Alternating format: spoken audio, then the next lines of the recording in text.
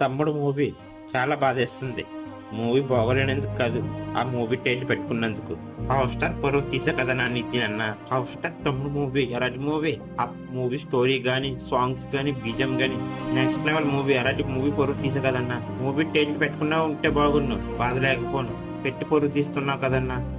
మూవీలో ఏముందని చేసావన్నా? మూవీని చేసావు, మళ్ళీ పవర్ స్టార్ టైటిల్ పెట్టావు అర్థం కావట్లేదు. మూవీ చూస్తున్నంత సేపు దిల్ రాజు గుర్తుకొచ్చాడు. అసలు మూవీలో ఏముందని ప్రొడ్యూస్ చేశాడో దిల్ రాజుగా తెలియాలి. ఇంకా నితిన్ యాక్టింగ్ కూడా ఏ మాత్రం చెప్పుకోదగ్గ రీతిలో లేదు.